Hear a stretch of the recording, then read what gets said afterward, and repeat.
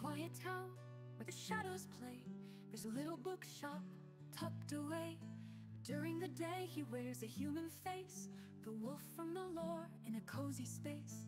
Dusty tomes line the shelves with care, each story whispers secrets almost like a prayer. With every page turned, a world comes alive. In the heart of this wolf is where dreams thrive.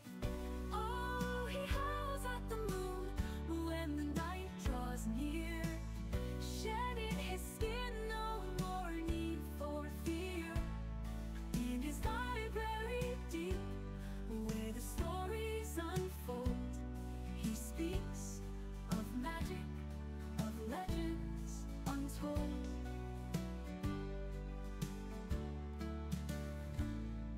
When the sun goes down and the stars ignite, he drops the disguise and sighs with delight. Downstairs in his lair, in the warm glowing light, he gathers his friends for tales of the night. With a cup of tea and a heart full of glee, he weaves the enchantment, sets their spirits free. From princes and dragons to wishes and dreams, he breathes life into stories, or so it seems.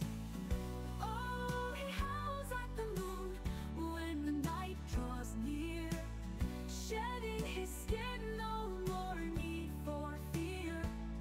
In his library deep, where the stories unfold, he speaks of magic, of legends untold.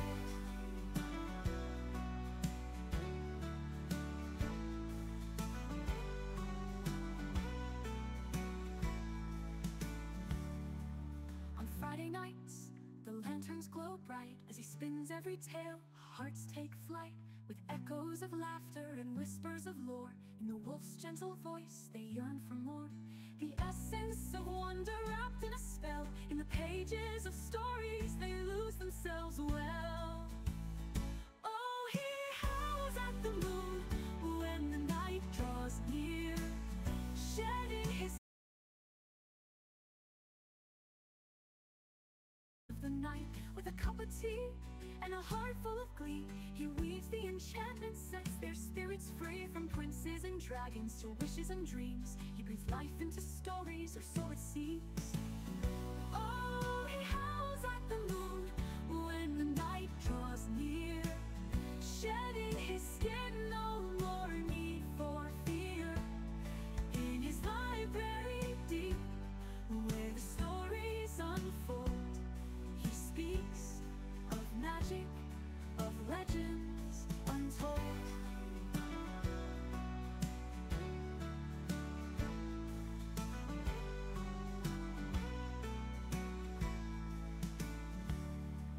On Friday nights, the lanterns glow bright as he spins every tale. Hearts take flight with echoes of laughter and whispers of lore. In the wolf's gentle voice, they yearn for more. The essence of wonder wrapped in a spell. In the pages of stories, they lose themselves well. Oh, he howls at the moon when the night draws near, shedding his skin, no more need for fear. In his library deep, where the stories unfold, he speaks of magic, of legends untold.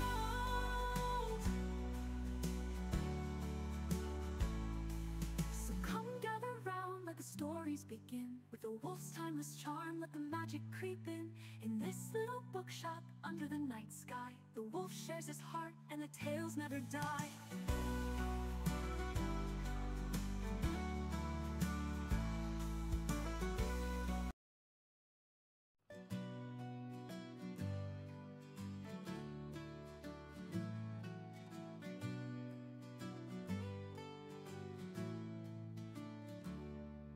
In a quiet town where the shadows play, there's a little bookshop tucked away. During the day he wears a human face, the wolf from the lore in a cozy space. Dusty tomes line the shelves with care, each story whispers secrets almost like a prayer. With every page turned, a world comes alive. In the heart of this wolf is where dreams thrive. Oh, he howls at the moon when the night draws near, shedding his skin, no more need for fear.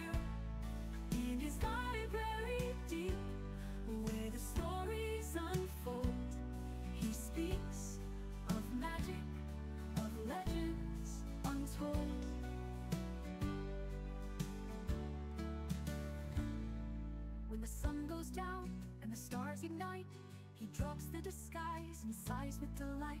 Downstairs in his lair, in the warm glowing light, he gathers his friends for tales of the night. With a cup of tea and a heart full of glee, he weaves the enchantment, sets their spirits free. From princes and dragons to wishes and dreams, he breathes life into stories, or so it seems. Oh, he howls at the moon when the night draws near, shedding his skin, no more need for fear. In his library deep, where the stories unfold, he speaks of magic, of legends untold.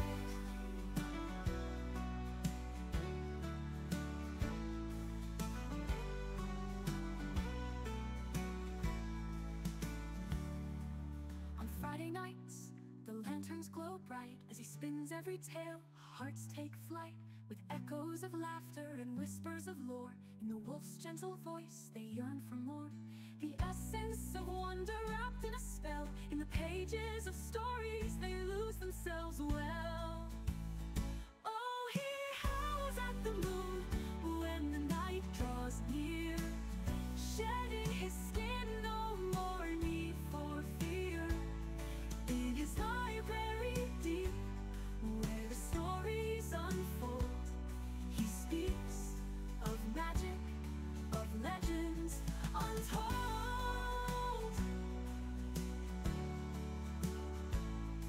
So come gather round, let the stories begin. With the wolf's timeless charm, let the magic creep in. In this little bookshop under the night sky, the wolf shares his heart and the tales never die.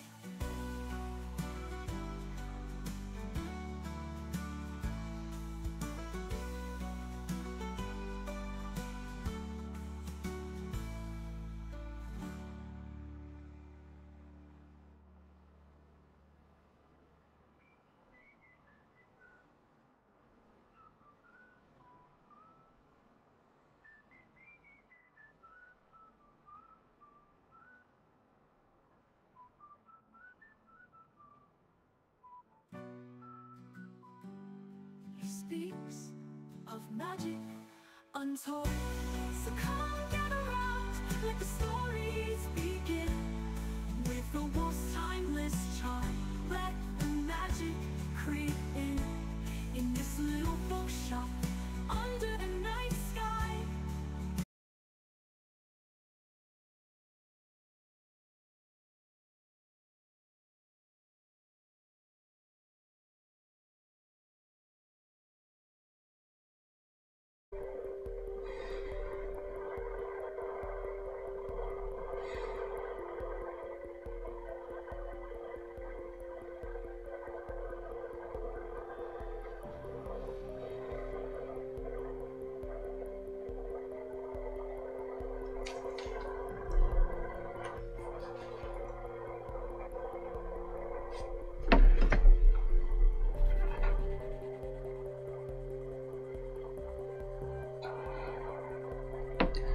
I don't know what that sound is.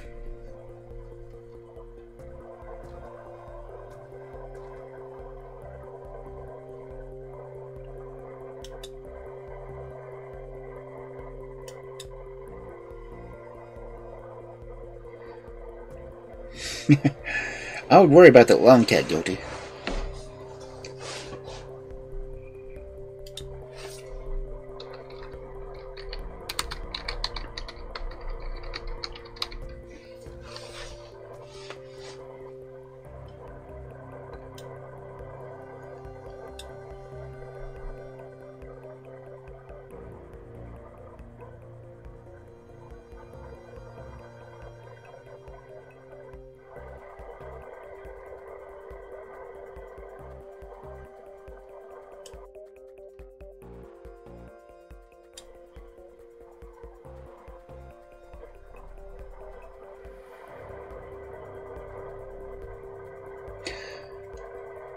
Okay, I don't know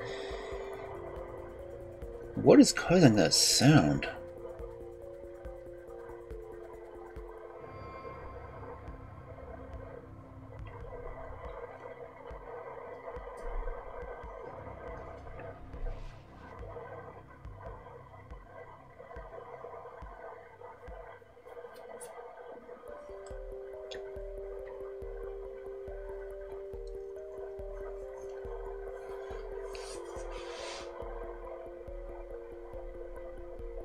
Because whatever it is, my microphone's picking it up.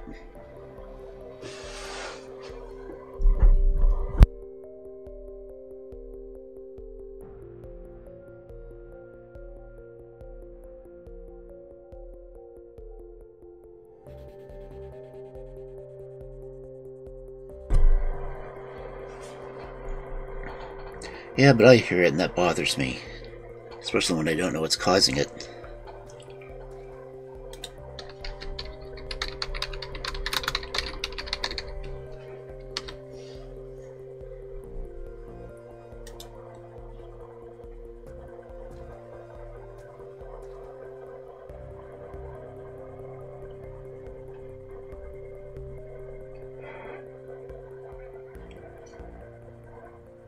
Oh, that's when I muted my microphone. That's why I knew it was my microphone picking it up.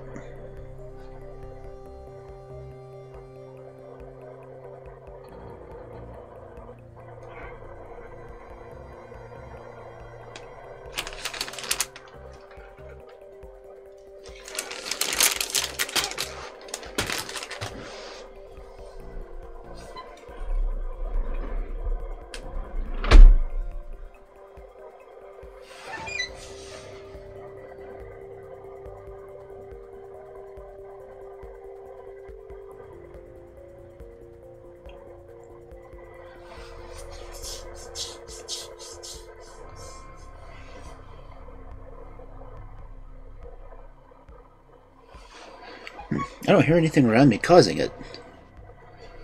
I don't see anything.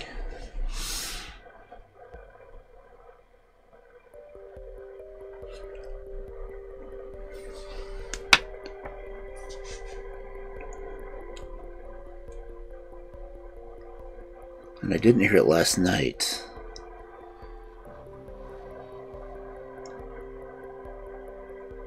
I'm not sure what would have changed.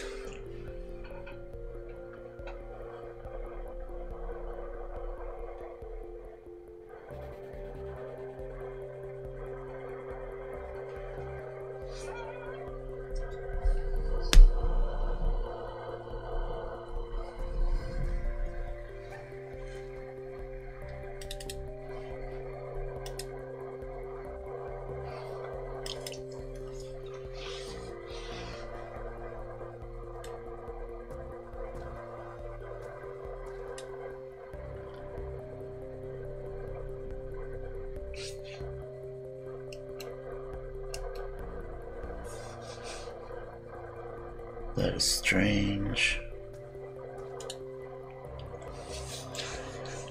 Oh well. Let's see. Need to go to the library because we're already running behind. Oh yes, disconnected on me twice during the opening. That's where you got multiple stream announcements.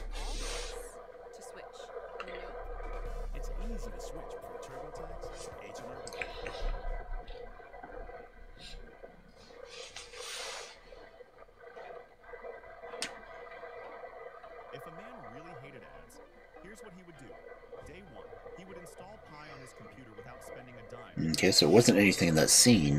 Day 2. He's shocked at how clean and clutter-free his browsing experience is. Day 3.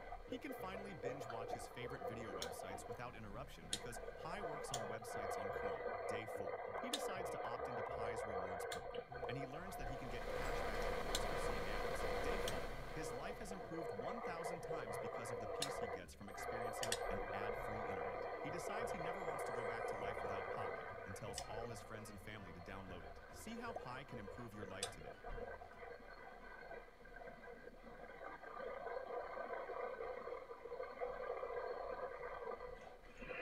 That is weird. I can't tell what's causing it.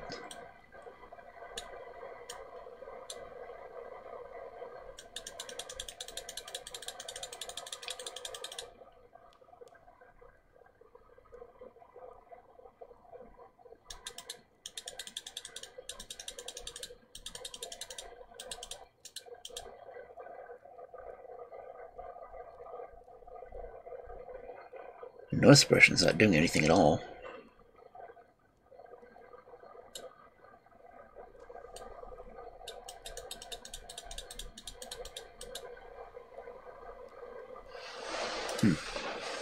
Anyway.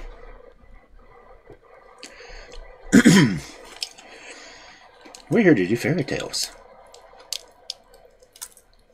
I am...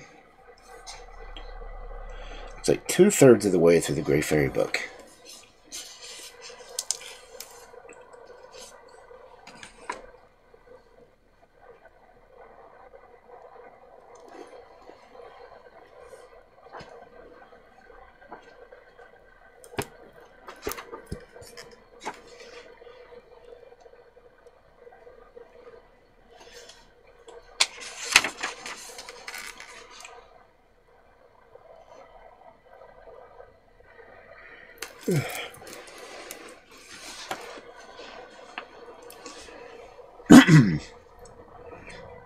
So feel free, settle back and relax.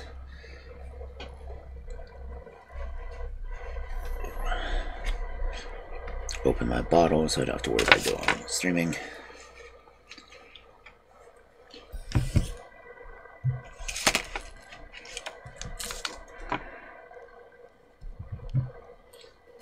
Make sure my phone's muted because I don't want to blare anyone's ears out.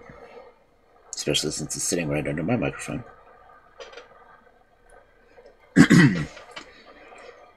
And we'll get into some nice, calm... Oh, while crafting? Cool. What you working on?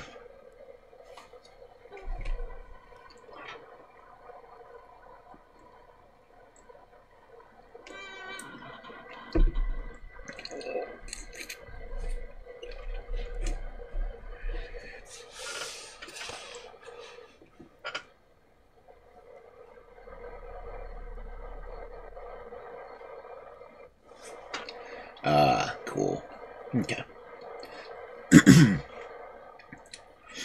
No. Yes, I'll hydrate again.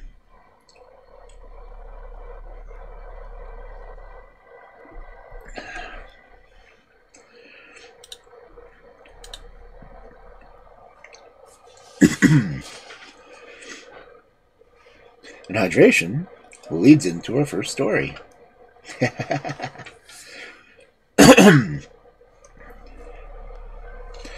The Jackal and the Spring.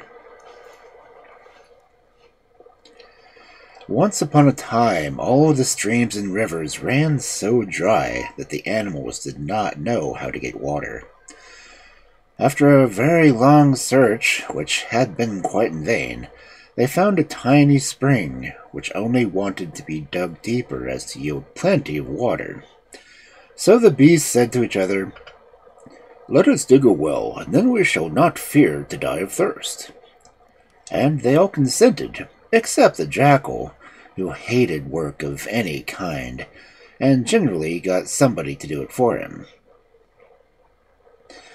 When they had all finished their well, they held a council as to who should be made the guardian of the well, so that the Jackal might not come near it, for, as they said, he would not work, therefore he shall not drink. After some talk, it was decided that the rabbit should be left in charge. Then all the other beasts went back to their homes. When they were out of sight, the Jackal arrived. Good morning, rabbits," and the rabbit said politely, "Good morning." Then the Jackal unfastened the little bag that hung at his side and pulled out of it a piece of honeycomb, which he began to eat, and turning to the rabbit, he remarked, "As you see, rabbit, I am not thirsty in the least, and this is nicer than any water." "Give me a bit," asked the rabbit. So the Jackal handed him a little morsel. "Oh, how good it is!" cried the rabbit. "Give me a little more, dear friend." But the Jackal answered, "If you really want me to give you some more, you must have your paws tied behind you, and lie on your back so that I can pour it into your mouth." The rabbit did as he was bid, and when he was tied tight and popped on his back, the Jackal ran to the spring and drank as much water as he wanted. When he had quite finished, he returned to his den. In the evening, the animals came back, and when they saw the rabbit tied with his paws behind his back, they said to him, "Rabbit, how did you let yourself be taken in like this?" "It was all the fault of the jackal," replied the rabbit. "He tied me up like this and told me he would give me something nice to eat. It was all a trick just to get out our water."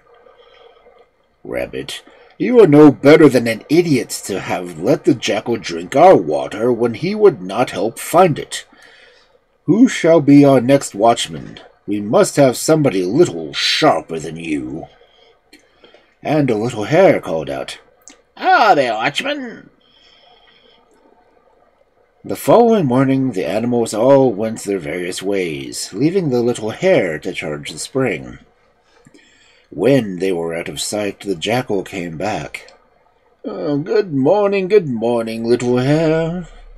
And the little hare politely said, "Good morning." "Can you give me a pinch of snuff?" said the jackal. "I am sorry, but I have done," answered the little hare. The jackal then came and sat down by the little hare and unfastened his little bag, pulling out a piece of honeycomb. He licked his lips and exclaimed, "Oh, little hare, if you only knew how good this was." "Oh, what is it?" asked the little hare. "It is something that moistens my throat so deliciously," answered the jackal, "that after I have eaten it, I don't feel thirsty any more, and I am sure all you other beasts are forever wanting water." "Give me a little bit, dear friend?" asked the little hare. "Not so fast," replied the jackal. "If you really wish to enjoy what you are eating, you must have your paws tied behind your back and then lay on it, so that I can pour it into your mouth." "You can tie them, only be quick," said the little hare, and when he was tied tight and popped on his back, the jackal went quietly down to the well and drank as much as he wanted. When he had quite finished, he returned to his den. In the evening, the animals all came back, and when they saw the little hare with his paws tied, they said to him, "Little hare, how did you let yourself be taken in like this? Don't you boast you were very sharp? You undertook to guard our water. Now show us how much is left for us to drink." "It was all the jackal's fault," replied the little hare. "He told me he would give me something nice to eat if I should let him tie my hands behind my back." Then the animals said, "Well, who can we trust to mount guard now?" And the panther answered, "Let it be the tortoise." The following morning, all the animals went their various ways, leaving the tortoise to guard the spring. When they were out of sight, the jackal came back. "Oh, good morning, tortoise, good morning." But the tortoise took no notice. "Good morning, tortoise, good morning." But still, the tortoise pretended not to hear. Then the jackal said to himself, "Well, today I've got to manage a bigger idiot than before. Shall I kick him on his side and then go and have a drink?" Then he went up to the tortoise and said to him, in a soft voice, "Tortoise, tortoise." But the tortoise took no notice. Then the jackal kicked him out of the way and went to the well and began to drink. But scarcely had he touched the water that the tortoise seized him by the leg. The jackal shrieked out, "Oh, you will break my leg!" But the tortoise only held on tighter. The jackal then took his bag and tried to make the tortoise smell the honeycomb he had inside. But the tortoise turned away his head and smelt nothing. At last the jackal said to the tortoise, "I should like to give you my bag and everything in it." But the only answer the tortoise made was to grasp the jackal's leg tighter still. So, Matters stood when the other animals came back.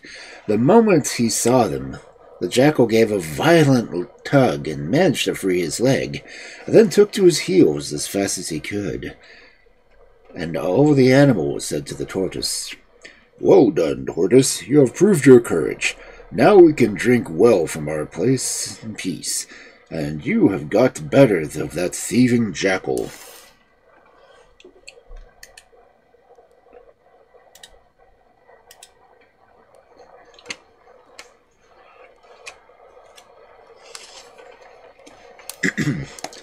And while we're on the subject of animals, our next story for this Friday night is The Bear.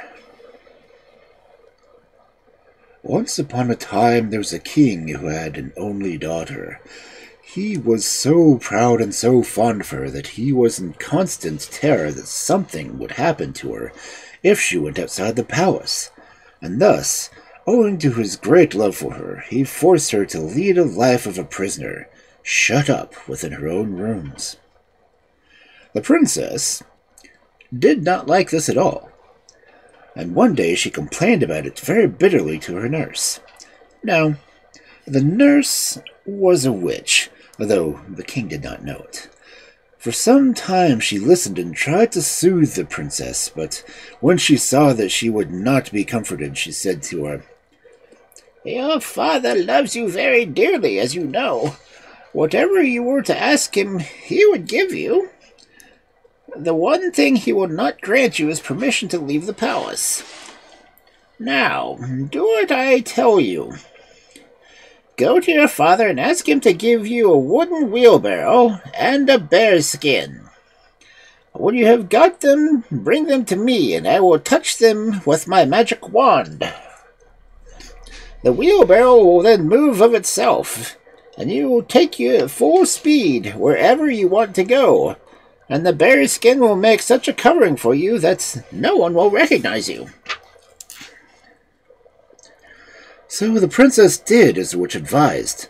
The king, when he heard her strange request, was astonished, and asked her what she meant to do with a wheelbarrow and a bear's skin. And the princess answered, "You never let me leave the house. You might at least grant me this request." So the king granted it, and the princess went back to her nurse, taking the barrow and the bear's skin with her. As soon as the witch saw them, she touched them with her magic wand, and in a moment the barrow began to move about in all directions. The princess next put on the bearskin, which so completely changed her appearance that no one could have known that she was a girl and not a bear. In this strange attire, she seated herself on the barrow, and in a few minutes she found herself far away from the palace, moving rapidly through a great forest. Here she stopped the barrow with a sign that the witch had shown her, and hid herself in a thick grove of flowering shrubs. Now, it happened that a prince of the country was hunting with his dogs in the forest. And suddenly he caught sight of the bear riding among the shrubs, and called his dogs and hounded them on the attack. But the girl, seeing what peril she was in, cried, "Call off your dogs or they will kill me! What harm have I ever done to you?" At these words, coming from a bear, the prince was so startled that for a moment he stood stock still. Then he said, quite gently, "Will you come with me, and I will take you home?" "I will come gladly," replied the bear, and seating herself on the barrow, it began at once to move in the direction of the prince's palace.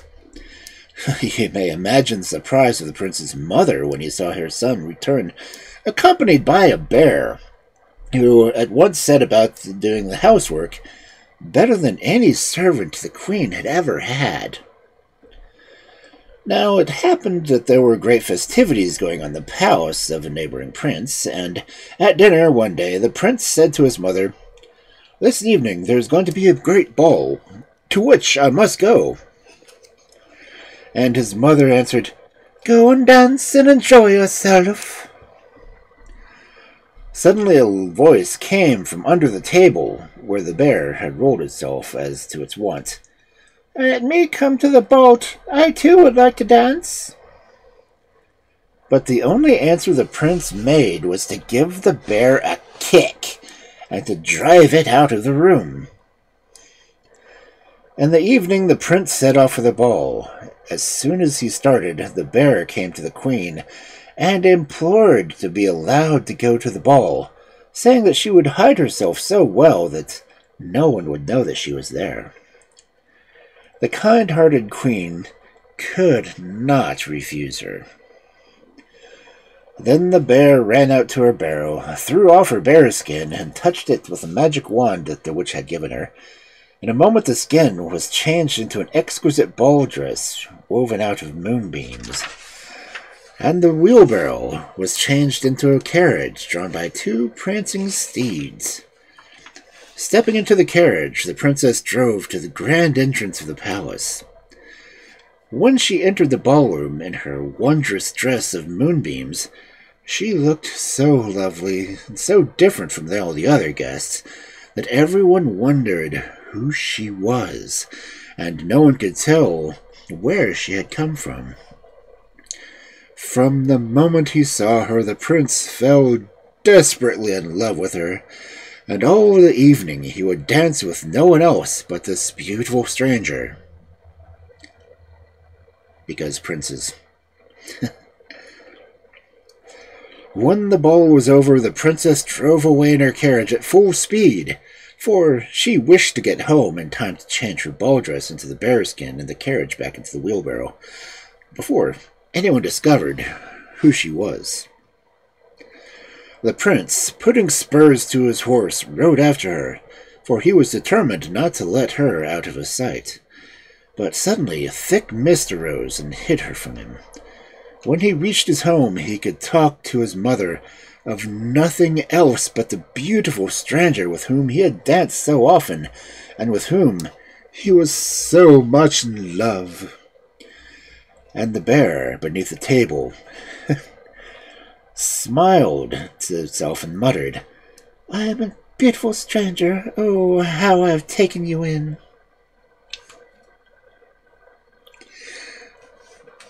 I gave up questioning princesses' intentions a long time ago. I guess being a servant was better than being a bear in the wild, I guess.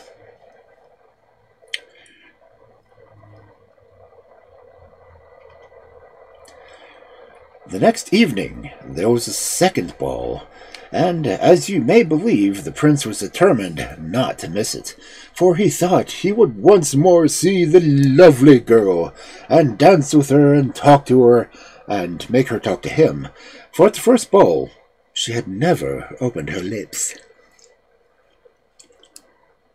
And sure enough, as the music struck up for the first dance, the beautiful stranger entered the room, looking more radiant than the night before, for this time her dress was woven out of the rays of the sun. All evening the prince danced with her, but she never spoke a word. When the ball was over, he tried once more to follow her carriage, that he might know from whence she came, but suddenly a great waterspout fell from the sky, and the blinding sheets of rain hid her from his sight. When he reached his home, he told his mother that he had again seen the lovely girl, and that this time she had been more beautiful than the night before. And again the bear smiled beneath the table and muttered, "I have taken him in for a second time, and he has no idea that the beautiful girl with whom he is in so much love is me." On the next evening, the prince returned to the palace for the third ball, for good things come in threes.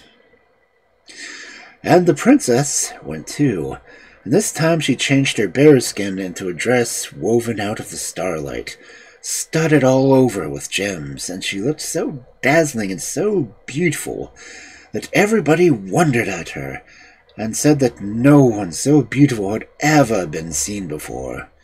And the prince danced with her, and though he could not induce her to speak, he succeeded in slipping a ring on her finger. When the ball was over, he followed her carriage and rode at such a pace that for long it kept it in sight. Then a terrible wind arose between him and the carriage, and he could no longer overtake it. When he reached his home, he said to his mother, "I do not know what has become of me. I think I shall go mad. I am so much in love with that girl, and have no means of finding out who she is. I danced with her and gave her a ring, and yet I don't know her name, nor where to find her."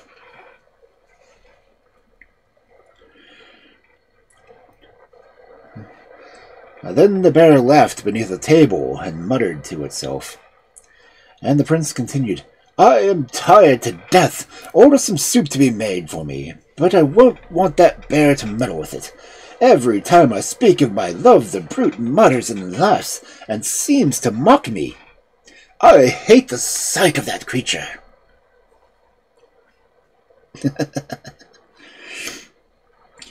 When the soup was ready, the bear brought it to the prince. But before handing it to him, she dropped into the plate the ring the prince had given her the night before at the ball. The prince began to eat his soup very slowly and languidly, for he was sad at heart, and all his thoughts were busy, wondering how and where he could see the lovely stranger again. Suddenly, he noticed the ring at the bottom of the plate. In a moment he recognized it, and was dumb with surprise. Then he saw the bear standing beside him, looking at him with gentle, beseeching eyes, and something in the eyes of the bear made him say, "Take off that skin, some mystery is hidden beneath it." And the bear's skin dropped, and the beautiful girl stood before him, and the dress woven out of the starlight, and he saw that she was the stranger with whom he had fallen so deeply in love. And now she appeared to him 1,000 times more beautiful than ever, and he led her to his mother, and the princess told them her story, and how she had been kept shut up by her father in his palace, and how she had wearied of her imprisonment. And the prince's mother loved her and rejoiced that her son should have so good and beautiful a wife. So they were married, and lived happily for many years, and reigned wisely over their kingdom.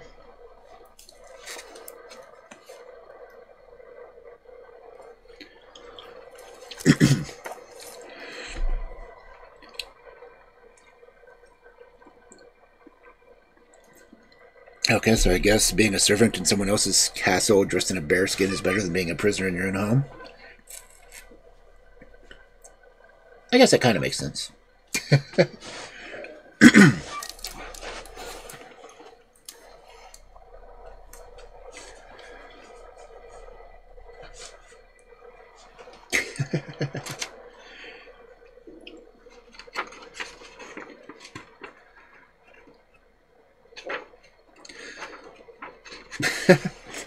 Because princes.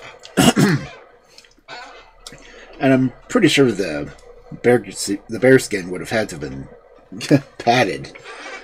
Bearskins are pretty dense. I'm just picturing someone in a bear suit cruising around in a wheelbarrow.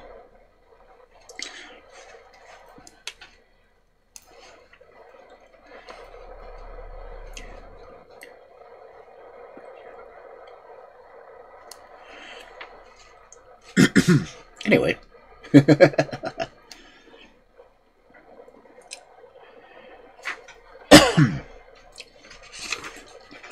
Our next story for this fabulous Friday night of fairy tales.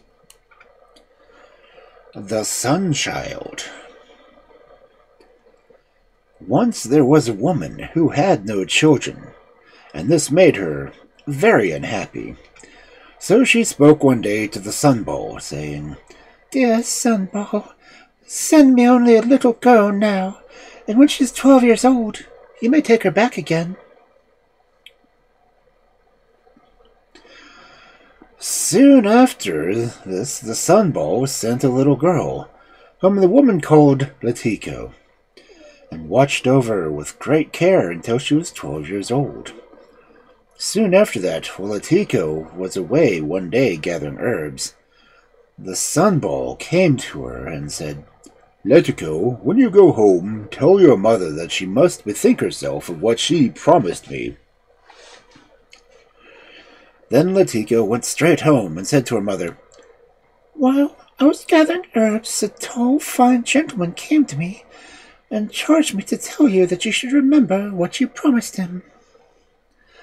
When the woman heard that, she was sorely afraid, and immediately shut all the doors and windows of the house, stopping up all the chinks and holes, and left Latiko away, so that the Sunball could not come and take her away. But she forgot to close up the keyhole, and through it the Sunball sent a ray into the house, which took hold of the little girl and carried her away to him. One day the Sunball, having sent her to the straw shed to fetch straw, the girl sat down on the piles of straw and bemoaned herself, saying, "Sighs the straw under my feet, so sighs my heart to my mother." And this caused her to be so long away that the Sunball asked her, when she came back, "Latiko, where have you been so long?" She answered, "My slippers are too big. I couldn't go any faster." Then the Sunball made her slippers shorter. Another time he made her to fetch water, and when she came to the spring, she sat down and lamented, saying, "As the water flows, even so flows my heart with longing for my mother." Thus she again remained so long away that the Sunball asked her, "Latiko, why have you remained away so long?" And she answered, "My petticoat is too long and hinders me in walking." Then the Sunball cut her petticoat to make it shorter. Another time the Sunball sent her to bring him a pair of sandals, and as the girl carried these in her hand, she began to lament. "Creaks the leather, so creaks my heart for my little mother." When she came home, the Sunball again asked her, "Latiko, why do you come home so late?" "My red hood is too wide and falls over my eyes, therefore I could not go very fast." Then he made the hood narrower. At last, however, the Sunball became aware how sad Latiko was. He sent her a second time to bring straw, and slipping in after her, he heard how she lamented for her mother. Then he went home and called 2 foxes to him and said, "Will you take Latiko home?" "Yes, why not?" "But what will you eat and drink if you should become hungry and thirsty along the way?" We will eat her flesh and drink her blood."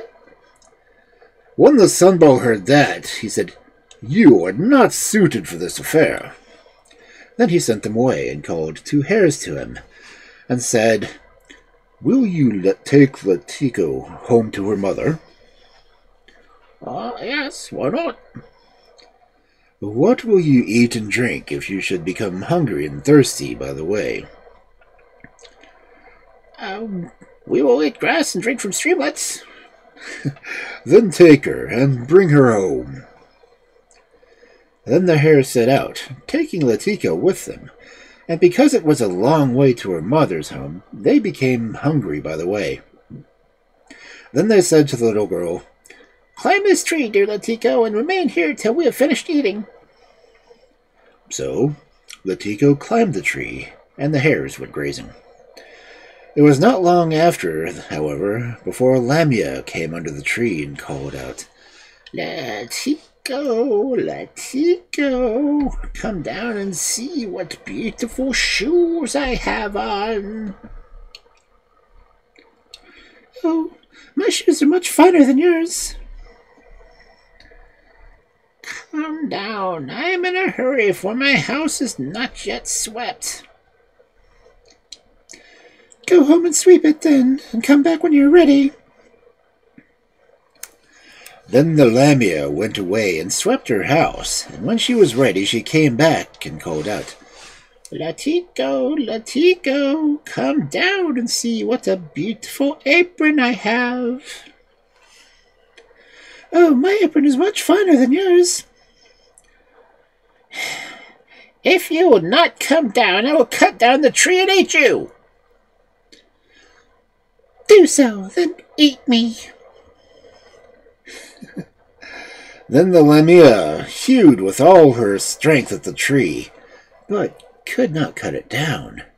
And when she saw that, she called out, Letico, come down, for I must feed my children. Go home and feed them, and come back when you're ready. When the Lamia was gone away, Letico called out, Little hares, little hares. Then said one hare to the other, Listen, Letico is calling. and they both ran back to her as fast as they could. Then Letico came down from the tree, and they went on their way. The Lamia ran as fast as she could after them to catch them, and when she came to a field where people were working, she asked them, Have you seen anyone pass this way? They answered, We're planting beans. Oh, I did not ask about that, but if anyone has passed this way... But the people only answered the louder, Are you deaf? It's beans! Beans! Beans we're planting!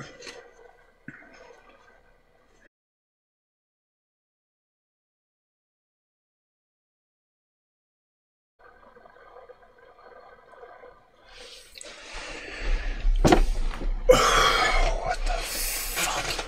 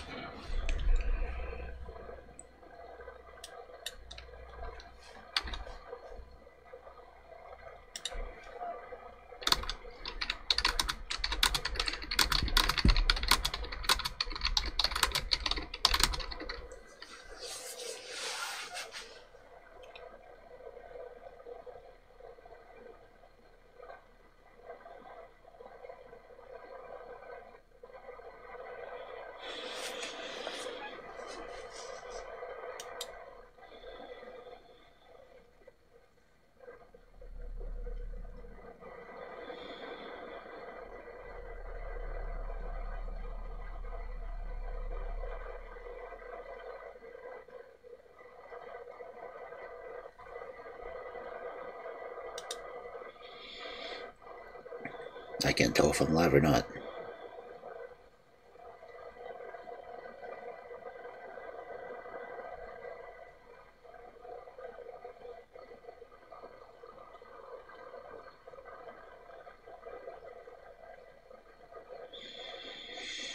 Okay, OBS still says starting stream, so that's what I was wondering.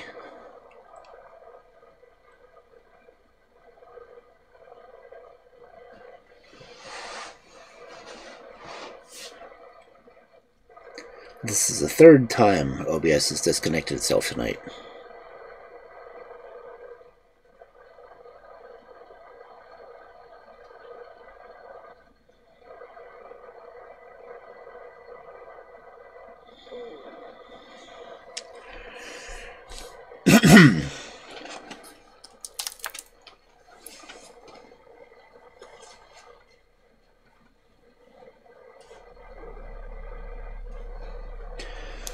Okay. Last thing I remembered saying before I heard the delete of OBS disconnecting.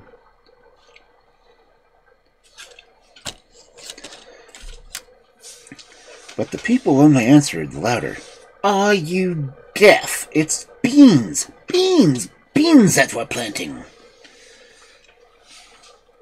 When Latiko was nearly reached her home, the dog knew her and called out, "Oh, I see, here comes Latiko." And the mother said, "Hush, thou beast of ill omen! Wilt thou make me burst with misery?"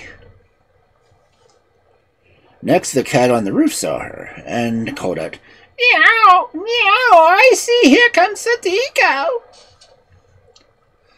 And the mother said, "Keep silence, thou beast of ill omen! Thou wilt make me burst with misery." Then the cock spied and called out, "Here comes Latiko!" And the mother again went, "Be quiet, thou bird of ill omen! Wilt thou make me burst with misery?" The nearer Latiko and the two hares came to the house, the nearer also came Lamia. And when the hare was about to slip in by the door of the house, she caught it by its little tail and tore it out. When the hare came in, the mother stood up and said to it, "Welcome, little hare. Because you have brought me back Latiko, I will silver your little tail." And so she did, and lived after with her daughter in happiness and content.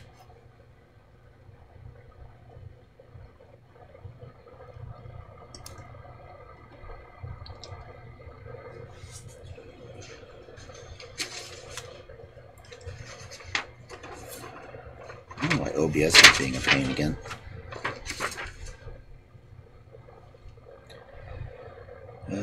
Let's see, how long is this one? I'm not sure if I'll be able to make this one before the ads.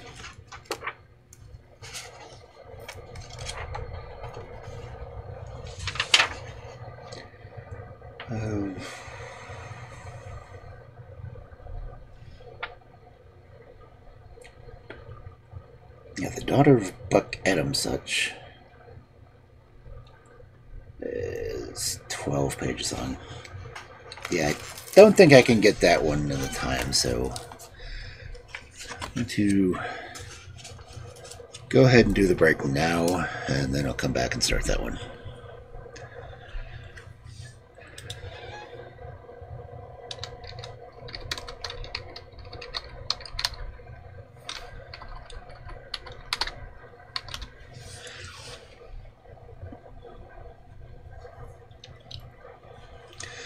I'll see you in a bit.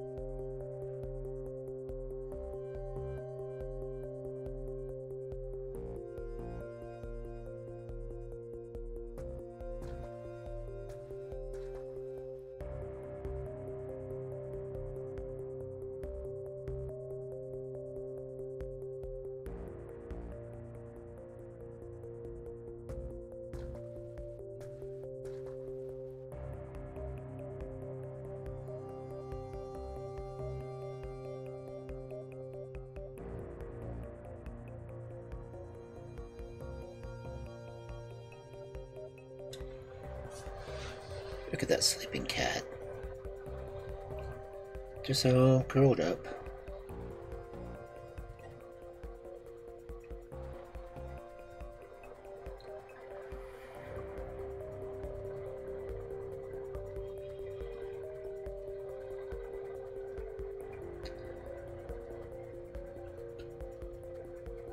She's the only cat even in the room with me.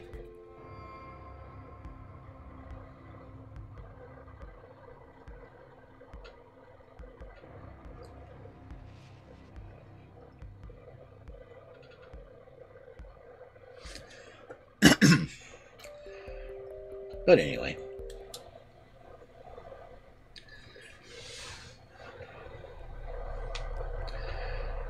Welcome back.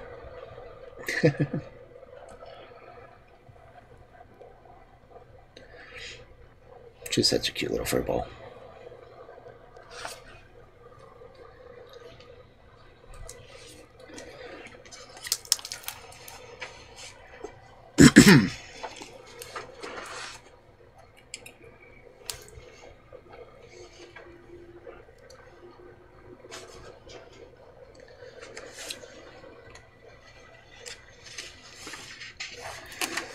So, our next story for this wonderful Friday night of fairy tales.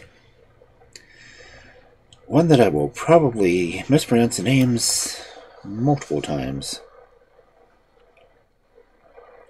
Just because I will probably try to say them too quickly, and the alcohol does not help at all.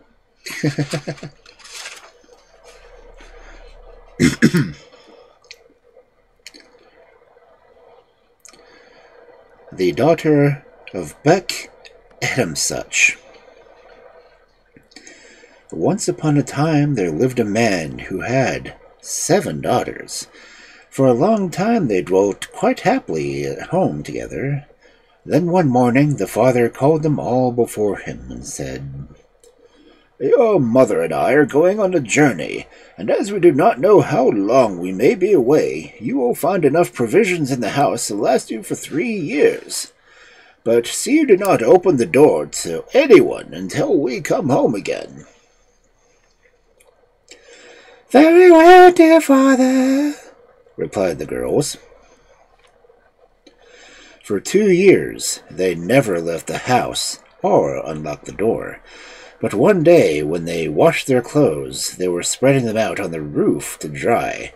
The girls looked down to the street where people were walking to and fro and across the market, with its stalls of fresh meat, vegetables, and other things. "Come here," one cried. "It makes me quite hungry. Why should we not have our share?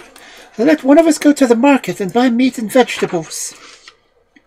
"Oh, but we mustn't do that," said the youngest. "You know how our father forbade us to open the door till he came home." Then the eldest sprang at her and struck her. The second spit at her. The third abused her. The fourth pushed her. The fifth flung her to the ground. And the sixth tore her clothes. Then they left her lying on the floor and went out with a basket. In about an hour they came back with a basket full of meat and vegetables, which they put into a pot and set it on the fire, quite forgetting that the door stood wide open. The youngest sister, however, took no part in all this, and when dinner was ready and the table laid, she stole softly out to the entrance hall and hid herself behind a great cask which stood to one corner. Now, while the other sisters were enjoying their feast, a witch passed by, and catching sight of the open door, she walked in. She went up to the eldest girl and said, "Where shall I begin on you, you fat boaster?" "You must begin," she answered, "with the hand which struck my little sister." So the witch gobbled her up, and when the last scrap had disappeared, she came to the second and asked, "Where shall I begin on you, my fat boaster?" And the second answered, You must begin with my mouth, which spat on my sister. And so on to the rest, until very soon the whole 6 had disappeared. And while the witch was eating the last mouthful of the last sister, the youngest, who had been crouching, frozen in horror, behind a barrel, ran out through the open door and into the street. Without looking behind her, she hastened on and on as fast as her feet would carry her, till she saw an ogre's castle standing in front of her. In a corner near the door she spied a huge pot, and she crept softly up to it, and pulled the cover over it, and went to sleep. By and by the ogre came home, and did his best giant impersonation. "Fee, fo, fum," he cried. "I smell the smell of a man. What ill fate has brought him here?" And he looked through all the rooms and found nobody. "Where are you?" he called. "Do not be afraid. I will not harm you." But the girl was still silent. "Come out, I tell you," replied the ogre. "Your life is quite safe. If you are an old man, you shall be my father. If you are a boy, you shall be my son. If your years are as many as mine, you shall be my brother. If you are an old woman, you shall be my mother. If you are a young one, you shall be my daughter. If you are middle-aged, you shall be my wife. Come out, and fear nothing." And then the maiden came out of her hiding place and stood before him. "Fear nothing," the ogre said again, and he went away to hunt, and he left her to look after the house. In the evening he returned, bringing with him hares, partridges, gazelles for the girl's supper. For himself, he only cared for the flesh of men, which she cooked for him. He also gave her into charge the keys of 6 rooms, but the key to the 7th he kept himself. And time passed on, and still the girl and the ogre lived together. She called him father, and he called her daughter, and never once did he speak roughly to her. One day the maiden said to him, "Father, give me the key to the upper chamber." "No, my daughter," replied the ogre. "There is nothing there that is of any use to you." "But I want the key," she repeated again. However, the ogre took no notice and pretended not to hear. The girl began to cry and said to herself, "Tonight, when he thinks I'm asleep, I will watch and see where he hides it." And after she and the ogre had supped, she bade him good night and left the room. In a few minutes she stole quietly back and watched him from behind a curtain. In a little while she saw the ogre take the key from his pocket and hide it in a hole in the ground before he went to bed. And when all this was still, she took out the key and went back to the house. The next morning the ogre awoke with the first ray of light, and the first thing he did was to look for the key. It was gone, and he guessed at once what had become of it. But instead of going into a rage, as most ogres would have done, he said to himself, "If I wake up the maiden, I shall only frighten her. For today she shall keep the key, and when I return tonight it will be time enough to take it from her." So he went off to hunt. The moment he was safe out of the way, the girl ran upstairs and opened the door to the room, which was quite bare. One window was closed, and she threw back the lattice and looked out. Beneath lay a garden which belonged to the prince, and in the garden was an ox who was drawing up water from the well all by himself, for there was nobody to be seen anywhere. The ox raised his head at the noise the girl made opening the lattice and said to her, "Good morning, O daughter of Buk Ettemsuch. Your father is feeding you up till you are nice and fat. Then he will put you on a spit and cook you." These words so frightened the maiden that she burst into tears and ran out of the room. All day she wept, and when the ogre came home at night, no supper was ready for him. "What are you crying for?" said he. "Where is my supper, and is it you who have opened the upper chamber?"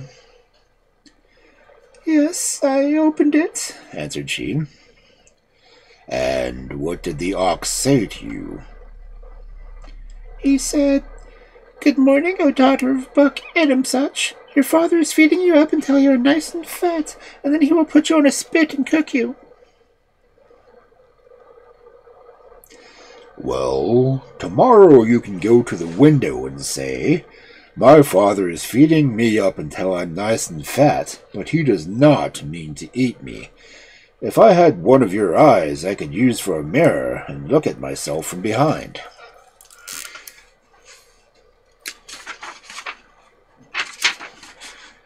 "And your girth should be loosened, and you should be blind, 7 days and 7 nights.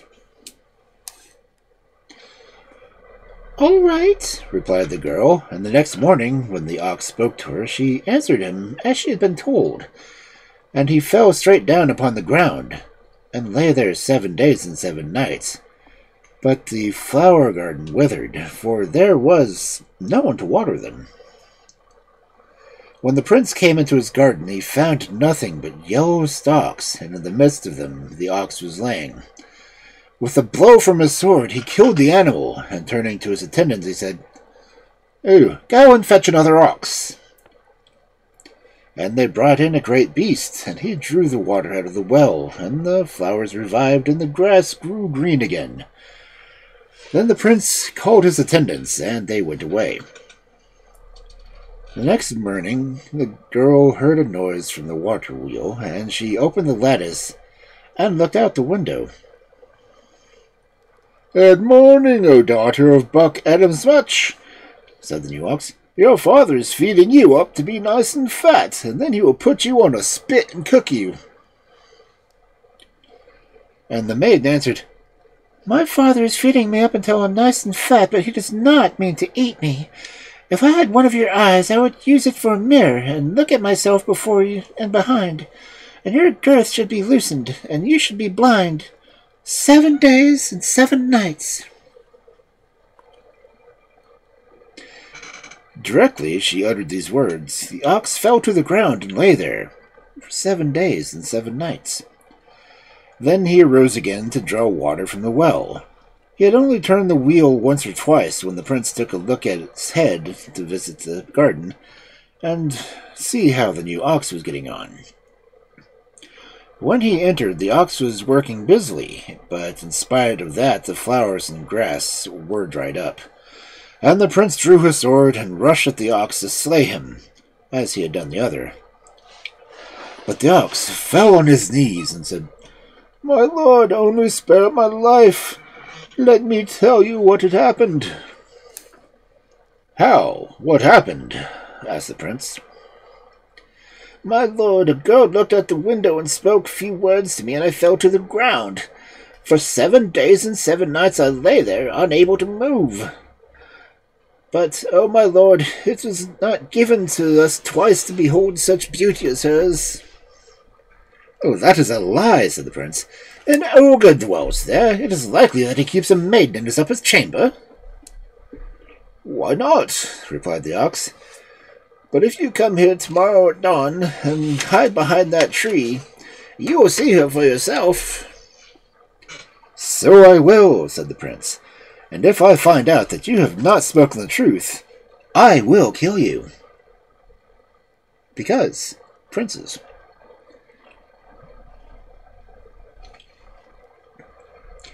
The prince left the garden, and the ox went back to his work. The next morning, the prince came early to the garden and found the ox busy at the water wheel. "Has the girl appeared yet?" he asked. "Not yet, but she will not be long. Hide yourself in the branches of that tree, and you will soon see her." The prince did as he was told, and scarcely was he seated when the maiden threw open the lattice. "Oh, good morning, Daughter of Buk Ettemsuch," said the fox. "Your father is feeding you up until you're nice and fat, and then you will be put on a spit and he'll cook you." "My father is feeding me up until I'm nice and fat, but it does not mean to eat me. If I had one of your eyes, I would use it as a mirror and look at myself before and behind, and your girth should be loosened, and you should be blind 7 days and 7 nights. And hardly had she spoken when the ox fell on the ground, and the maiden shut the lattice and went away. But the prince knew that what the fox had said was true, and that she had not the equal in the whole world. And he came down from the tree, his heart burning with love. Or in acid, I don't know. "Why has the ogre not eaten her?" he thought. I will invite him to supper at my palace and question him about the maiden, and find out if she is his wife." The prince ordered a great ox to be slain and roasted whole, 2 huge tanks to be made, and one filled with water and the other with wine. And towards evening he called his attendants and went to the ogre's house to wait in the courtyard till he came back from hunting. The ogre was surprised to see so many people assembled in front of his house, but he bowed politely and said, "Good morning, dear neighbors. To what do I owe the pleasure of this visit? I have not offended you, I hope."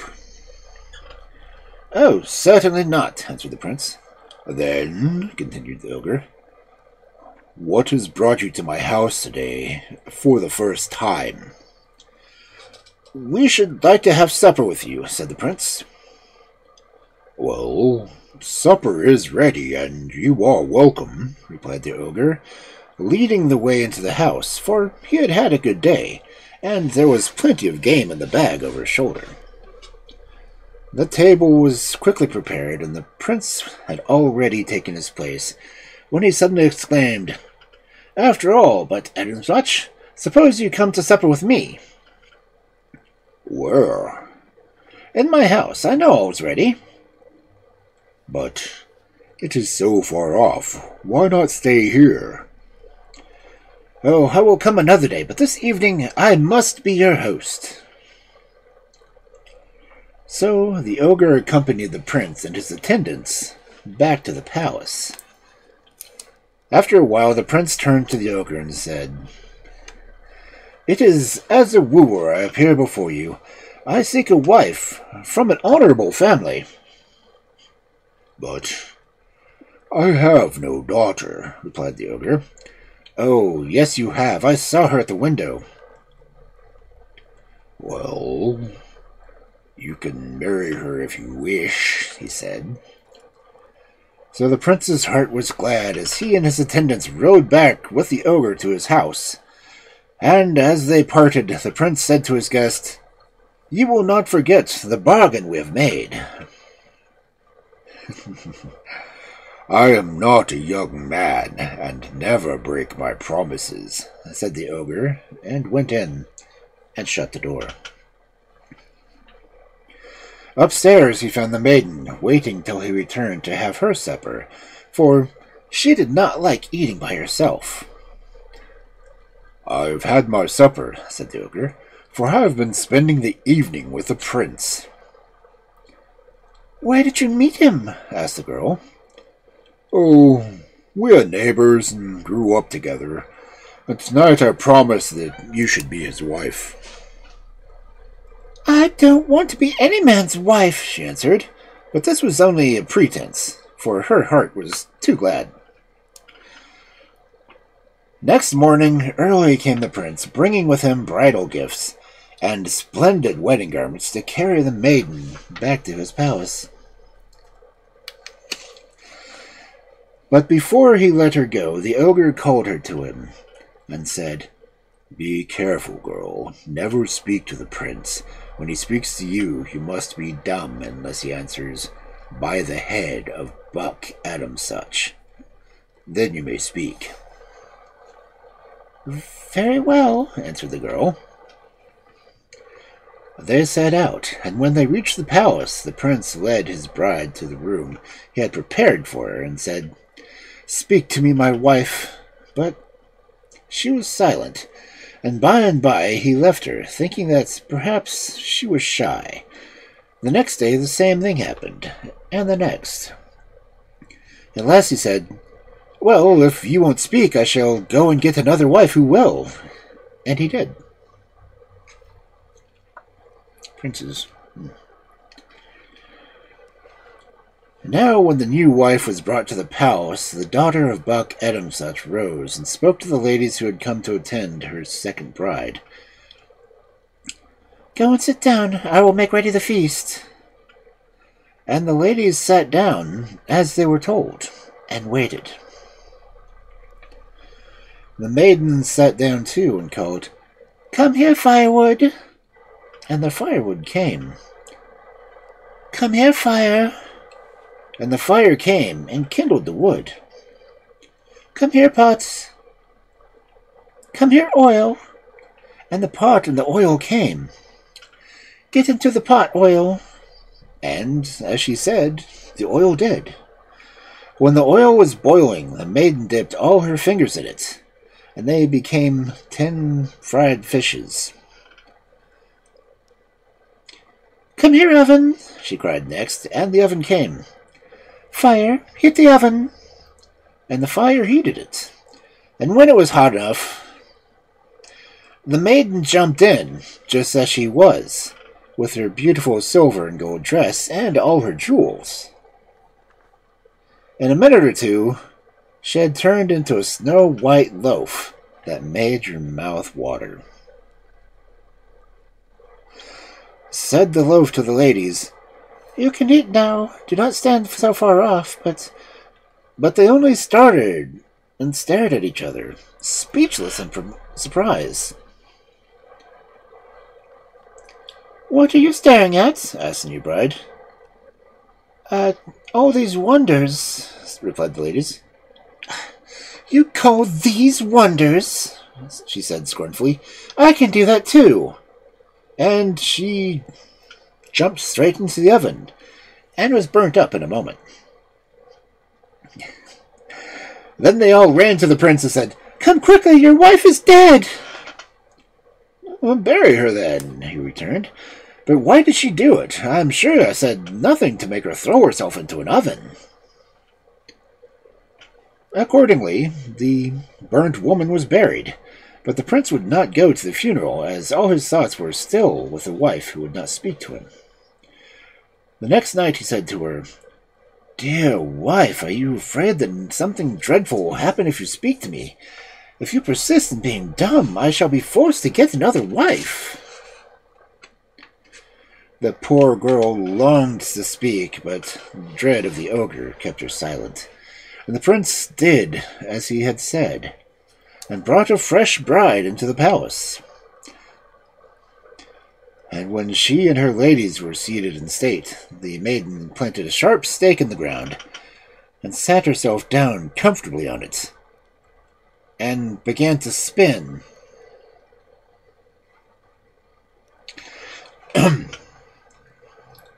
"What are you staring at so?" said the new bride to her ladies.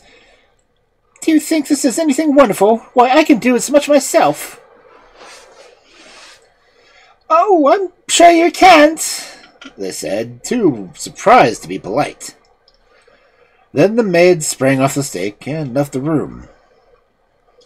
Instantly the new wife took her place, but the sharp stake ran through, and she was dead in a moment. So they sent to the prince and said, "Come quickly and bury your wife." "Bury her yourselves," he said. "What did she do it for? It was not my orders that she impaled herself on the stake."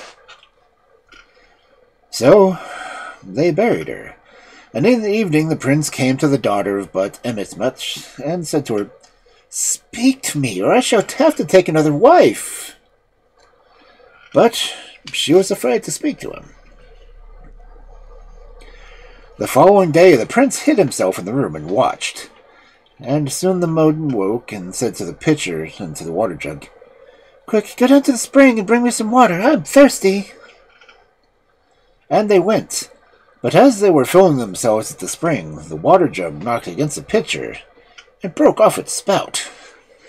And the pitcher burst into tears and ran to the maiden and said, "Mistress, beat the water jug, for it has broken my spout." "But the head of Buk Ettemsuch, I implore you not to beat me." "Ah," she replied, "if only my husband had sworn by that oath, I would have been spoken to him from the beginning. But he need never have taken another wife. But now he will never say it, and he will go and marry a fresh one." And the prince, from his hiding place, heard her words, and jumped up to her and ran, saying, "By the head of Buk Ettemsuch, speak to me." So she spoke to him, and they lived happily to the end of their days, because the girl had kept the promise she had made to the ogre.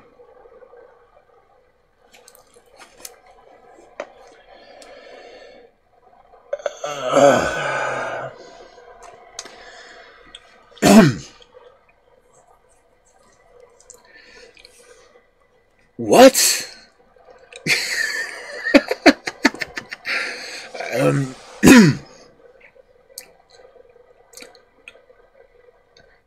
Anything she can do, all the other brides surely can do.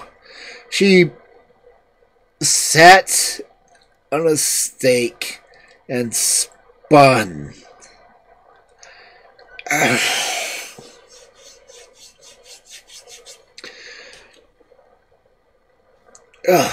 What the...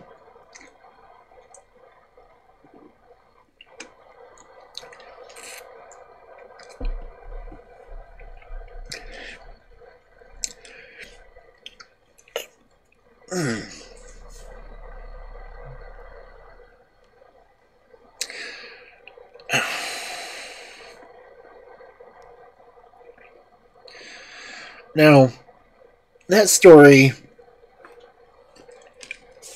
had to have been one that someone was just trying to keep the story going.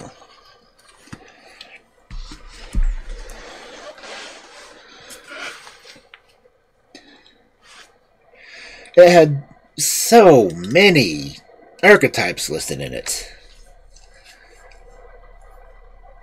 I mean, it started with her living in a house with her 6 sisters, with enough food for 3 years, as her father had said. It had only been a year before the sisters wanted to go out and go shopping, because, they wanted fresh food and vegetables.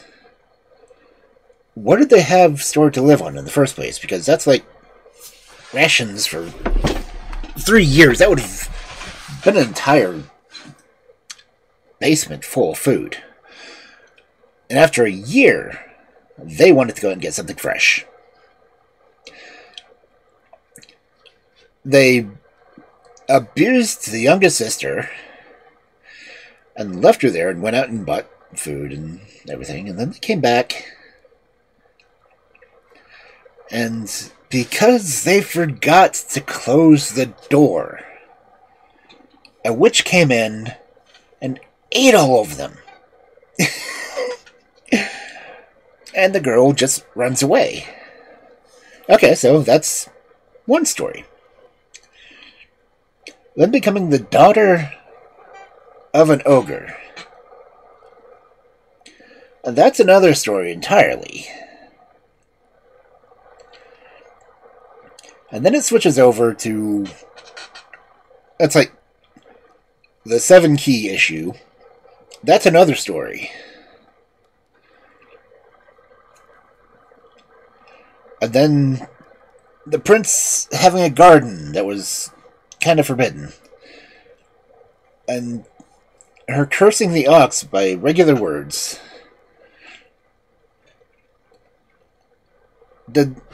During the time she was living with the ogre, did she learn magic? Or was it just the spell he told her? But even then, that doesn't explain frying her fingers to fish and baking herself into a loaf.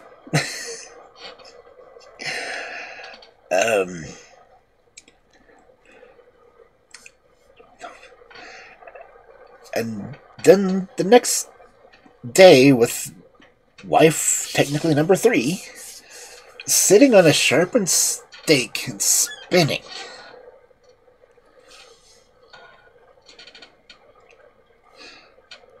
And the ogre itself. This is,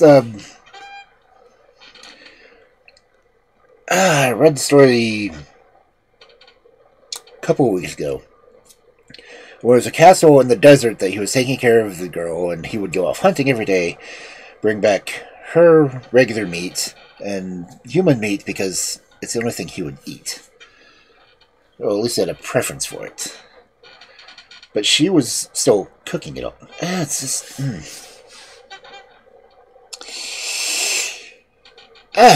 yeah. So, I'm going to try to read one more story for tonight before I completely just lose my mind. Let me check to see how long this one is, because that's just,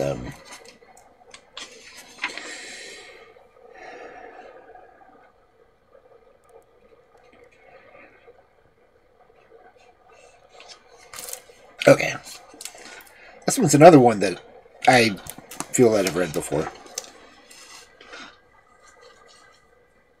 Servian, okay. So I'm going to say our final story for this Friday Night of Fairy Tales.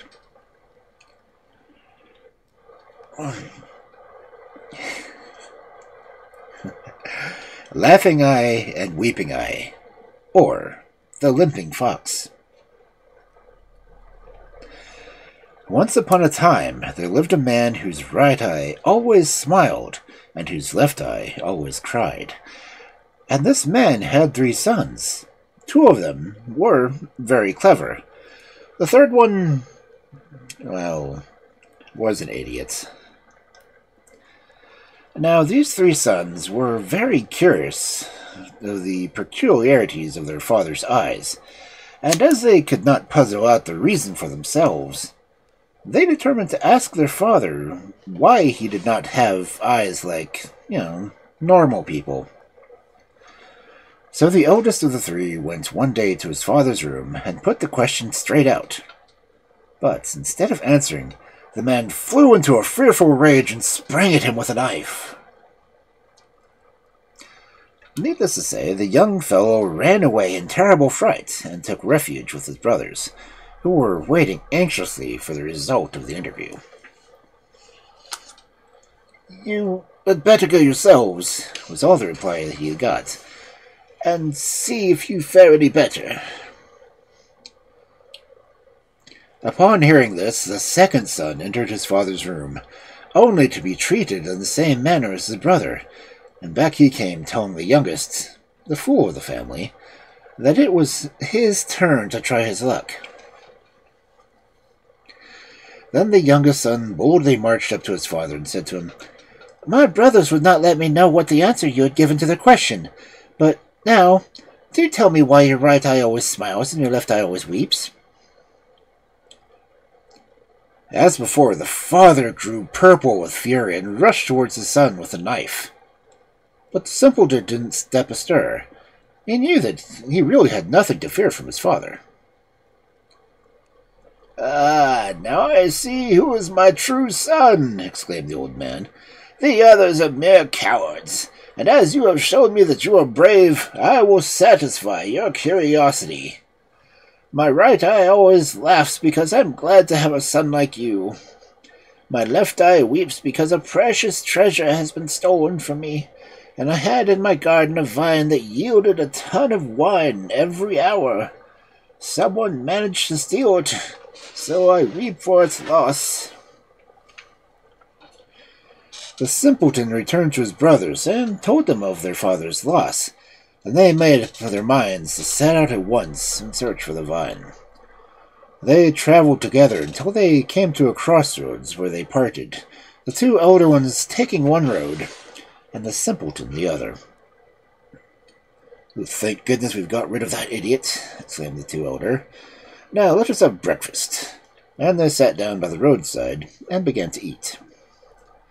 They had only half finished when a lame fox came out of the wood and begged them to give them something to eat.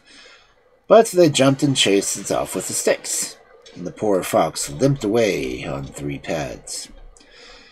As he ran, he reached a spot where the youngest son was getting at the food he had brought with him, and the fox asked him for a crust of bread. The simpleton had not much for himself, and he gladly gave half his meal to the hungry fox. "Where are you going, brother?" said the fox when he had finished his share of the bread, and the young man told him the story of his father and the wonderful vine. "Dear me, how lucky," said the fox. "I know what has become of it. Follow me." And so they went till they came to the gate of a large garden. "You will find here the vine that you are seeking, but it will not be easy to get to. You must listen very carefully to what I'm going to say. Before you reach the vine, you'll have to pass 12 outposts, each consisting of 2 guards. If you see these guards looking straight at you, go on without fear, for they are asleep. But if their eyes are shut, then beware, for they are wide awake. If you once get to the vine, you will find 2 shovels, one of wood and the other of iron. But do not take the iron one. It will make noise and rouse the guards, and then you are lost." The young man got safely through the garden without any adventures until he came to the vine which yielded the ton of wine an hour. But he thought he should find it impossible to dig the hard earth with only a wooden shovel, so he picked up the iron one instead. The noise it made soon awakened the guards, and they seized the poor simpleton and carried him to their master. "Why did you try to steal my vine?" demanded he. "How did you manage to get past the guards?" "That vine is not yours. It belongs to my father, and if you will not give it to me now, I will return and get it somehow." "You shall have the vine if you bring me in exchange an apple off the golden apple tree that flowers every 24 hours and bears fruit of gold." So saying, he gave orders to the simpleton should be released, and this done, the youth hurried off to consult the fox. "Now you see," observed the fox, "this comes from not following my advice. However, I will help you to get the golden apple. It grows in a garden that you can easily recognize from my description. Near the apple tree are 2 poles, one of gold and the other of wood. Take the wooden pole and you will be able to reach an apple." Master Simpleton listened carefully to all that was told him, and after crossing the garden and escaping before the men who were watching it, soon arrived at the apple tree. But he was so dazzled by the sight of the golden fruit that he quite forgot all that the fox had said. He seized the golden pole and struck a branch a sounding blow. The guards at once awoke and conducted him to their master. Then the simpleton had to tell his story. "I will give you the golden apple," said the owner of the garden, "if you will bring me in exchange a horse which can go round the world in 24 hours." And the young man departed and went to the fox. This time the fox was really angry, and can you wonder? If you had listened to me, you would have already been home with your father by this time. However, I am willing to help you once more. Go into the forest, and you will find the horse with 2 halters round its neck.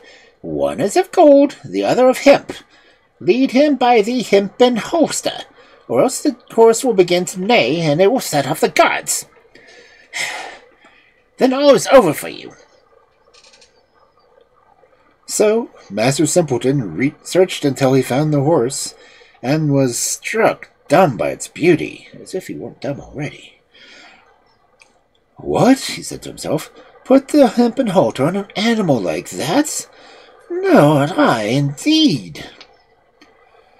Then the horse neighed loudly, and the guards seized our young stupid friend, and conducted him before their master. "I will give you the golden horse," he said, "if you will bring me in exchange the golden maiden who has never yet seen the sun or moon."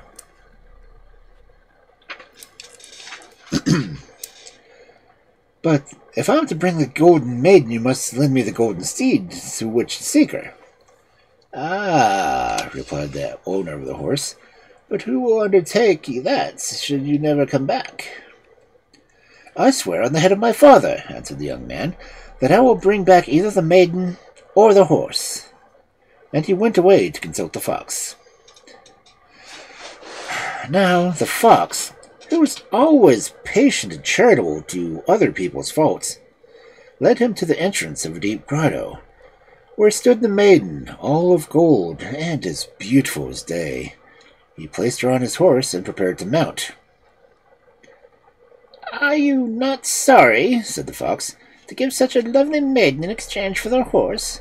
Yet you are bound to do it, for you have sworn by the head of your father." "But perhaps I could manage to take her place." So saying, the fox transformed himself into another golden maiden, so like the first that hardly anyone could tell the difference.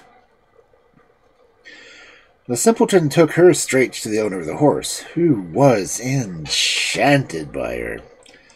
And the young man got back his father's vine and married the real golden maiden in the bargain.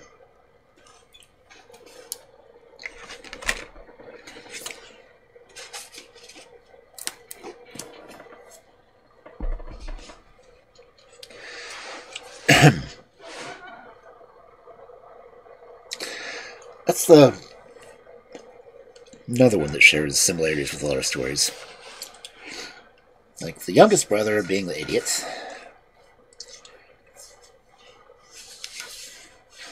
The 3 items you have to get, and the fact that if you don't listen to the animal in charge, it doesn't work.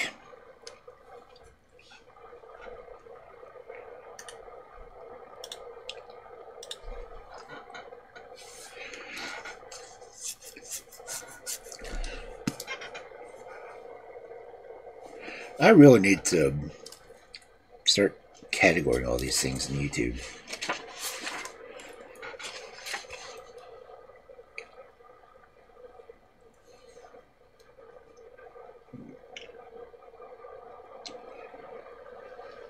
Okay, the next story is 9 pages. I've only got 9 stories left in this book.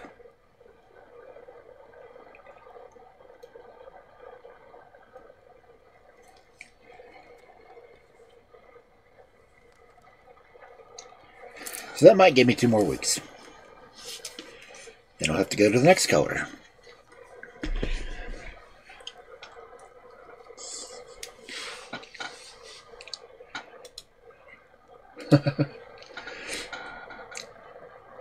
Let's see, where's...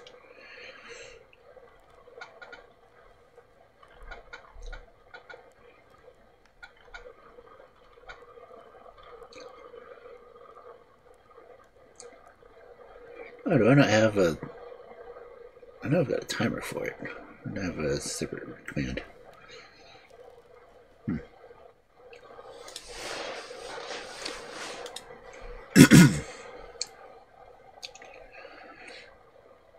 Anyway, Since Twitch is being such a pain, you can find all of these stories and considerably more. Let me tell you how many of the Andrew Lang stories I've read so far. My Andrew Lang Fairy Books playlist is at 213.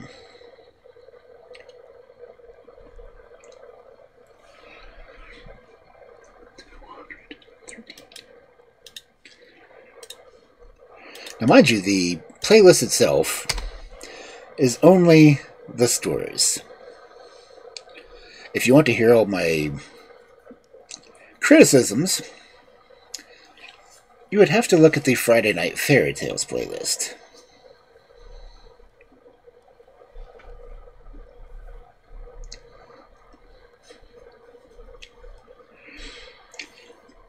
I've got way too many playlists right now. So if you ever need fairy tales, I have an entire library of them recorded now. So each of the Andrew Lang books has at least 40. But I've done the Andrew Lang playlists. I've done Jack Zipes' Complete Brothers Grimm.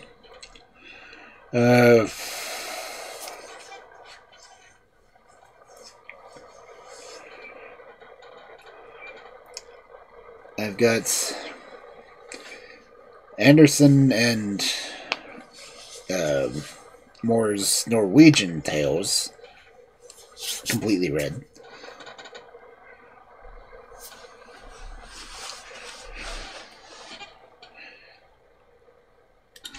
Basically, I have read a lot of fairy tales.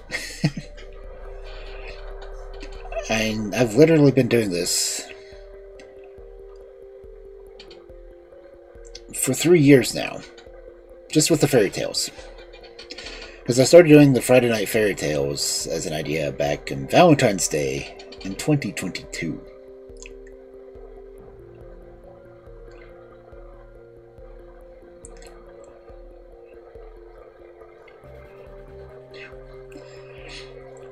So if you think that if you give me maybe 4 or 5 fairy tales, depending on how long they are, a week, for 3 years, I have read a lot of fairy tales. And I appreciate anyone who goes to my YouTube channel and subscribes, because, I mean, it's free anyway, but that is where my entire archive is. So much so that I made my original channel nothing but stories. I made a second channel just for games.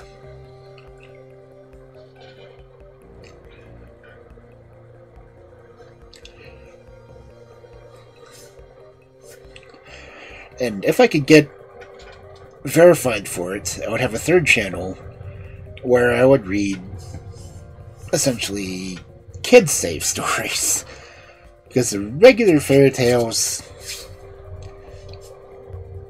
don't really seem like they'd be kid-friendly.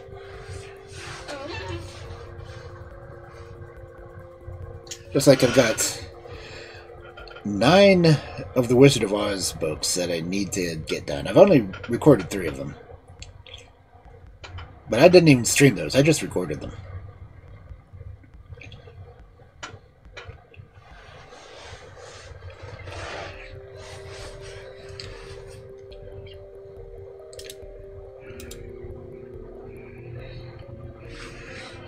But let's see who might be on to raid.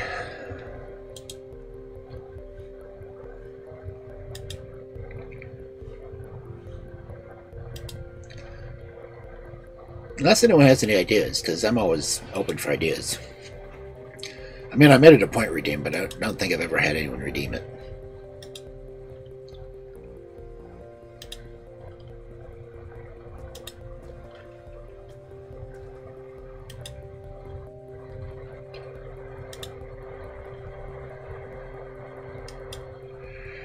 Let's see.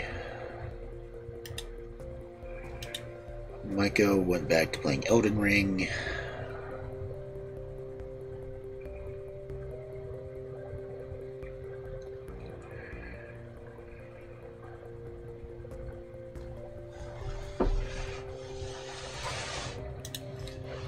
If you don't know Micah, well,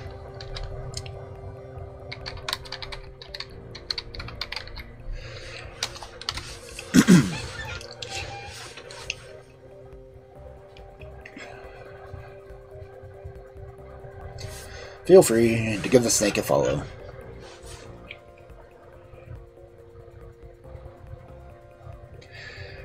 But as for me, I think I'm done for the night.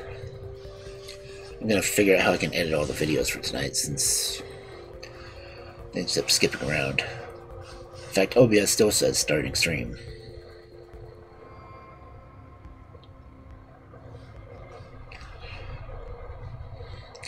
Which means I don't have a full recording, which is just gonna be a pain.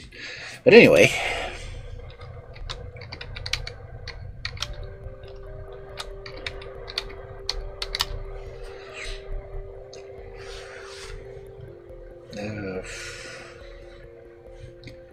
Do I want to raid another reader?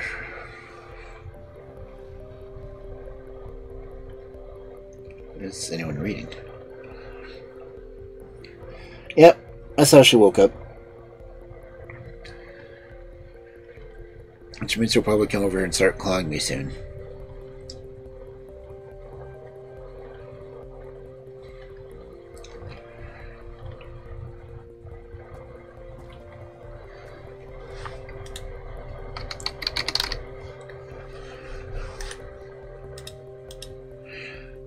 I'm just glad I put the cat cam in.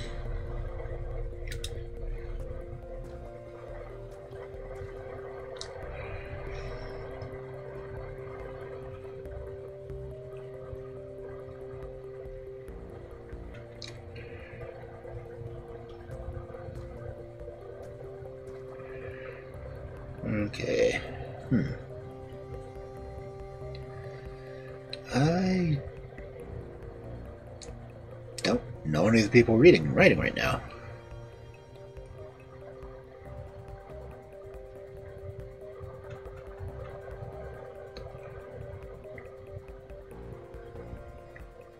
Of course, looks like more of them are writing than they are reading.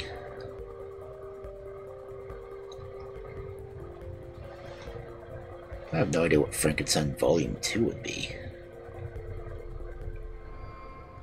Oh. So, just write a friend.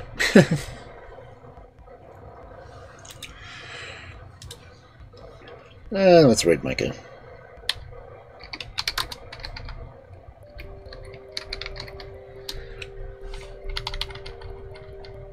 If I can spell.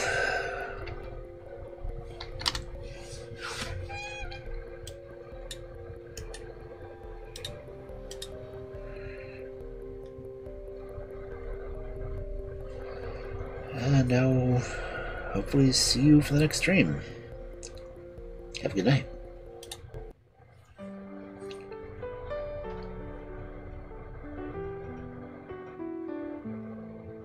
In the quiet of the evening, where shadows softly play, a fairy tale wolf sheds his skin, gently drifting away, with a twinkle in his eye and a heart full of dreams. He waits for the Friday night glow, where the magic redeems. Oh, the wolf in the moonlight, he's found his true call, reading tales of wonder for one and for all. In a world of stars dancing, his spirit takes flight, with stories of beauty under the starlit night.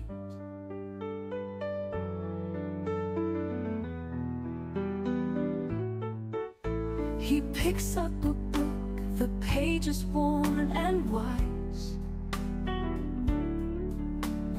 Every line a whisper under the vast skies, from far off lands where the wild things roam, to enchanted forests where the heart finds home. Oh, the wolf in the moonlight, he's found his true call, reading tales of wonder for one and for all. In a world of stars dancing, his spirit takes flight, with stories of beauty under the starlit night. With every word he reads, he casts a spell of peace, transporting all who listen to a land where joy won't cease.